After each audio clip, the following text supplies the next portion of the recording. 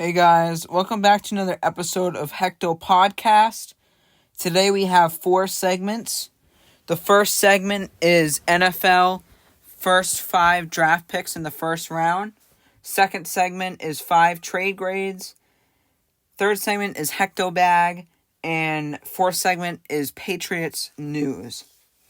So starting off in the 5 draft picks, we have Carolina picking first, Houston picking second, Arizona picking third, Colts picking fourth, and Seahawks picking fifth. I think in the first overall draft pick, which makes sense for Carolina, is to take C.J. Stroud, the quarterback. And I think this makes sense on all levels because of how they traded up.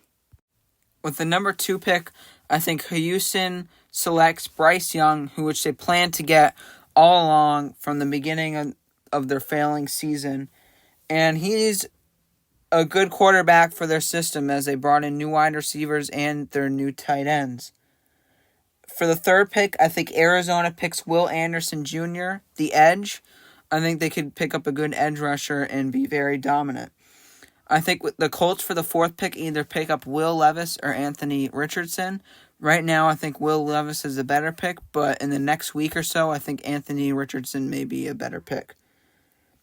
For the Seahawks, at the 5th pick, I think that they pick up Jalen Carter, who was originally supposed to go number 1 overall, and could help with their defense with Bobby Wagner and their great secondary. Next up, we have 5 trade grades from the NFL offseason. Starting off with one pretty big trade is how Brandon Cooks was sent from the Texans to the Cowboys. The Cowboys gave up the 2023 5th-round pick and a 2024 6th-round pick. For the state of the Cowboys, they pick up another pretty well receiver as he had a 1,000-yard season last year, and I would grade this trade an A-. Moving on to Stephon Gilmore. Stephon Gilmore has been an elite quarterback for a while now. He spent a good amount of time on the Patriots, and he was very good, and he was a huge playmaker. When he got moved to the Colts, he was pretty good, but not great. Especially the video of him and Justin Jefferson absolutely destroying him. So the Cowboys, I would say, they sent a 5th round in 2023 pick. I would grade this trade an A because the Colts get something out of it, but not much. But I think Stephon Gilmore can also be paired very well with Trevon Diggs, and it should be a good secondary. Darren Waller.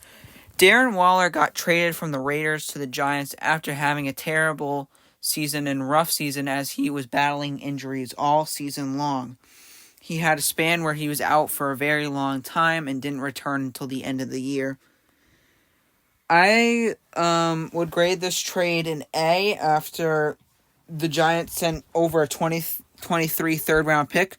The Giants don't really have a good tight end, and for them to pick up Darren Waller at such a low draft pick is very good for them as a team, as they have very well wide receivers, a good running game, and a pretty decent quarterback, Danny Dimes. Moving on to the DJ Moore trade.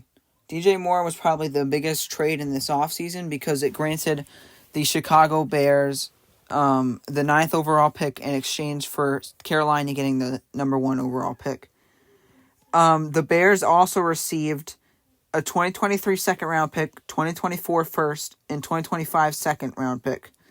I would say for the Bears, they get an A++. The Bears could trade back because they don't need a quarterback that early and still pick up a good either wide receiver, defensive lineman, or possibly an offensive lineman. They already have Justin Fields, which is, I think, their go-to quarterback. They just need to build weapons around him.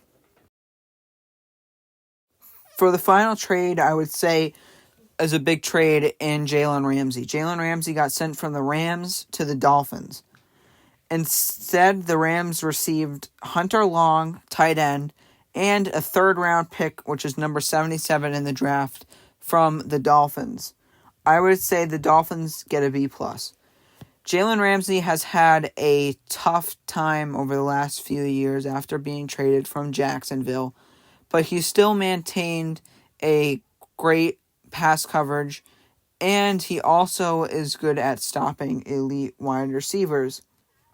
I think him being paired with Xavier Howard on the defense, and I think the defense will be pretty elite in the backfield with their defensive backs, especially with Javon Holland being at safety. Now for HectoBag. So HectoBag is basically a segment where we just take a bunch of random stuff and talk about it. That could be sports, non-sports, anything. So one major movie that's been trending over the last week is a movie called 65. 65 is about dinosaurs that were around 65 million years ago. And funny, it has a 65% audience score. And the actor playing in it is Adam Driver. Adam Driver played Kylo Ren in Star Wars, and I think this is a good movie for him as he will be a starring role. Did someone order the Hectopod bag? So next, another current event going on right now is the basketball playoffs just started today, so that should be interesting on how they should play out. Another thing starting up on Monday, the 17th, are the NHL playoffs. My predictions are that the series, Boston's going to defeat Florida 4-1. The Lightning are going to beat Toronto Maple Leafs 4-3.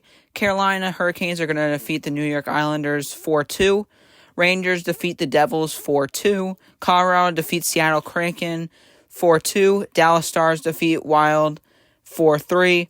Vegas defeat the Winnipeg Jets 4-0, and Kings defeat the Oilers 4-3.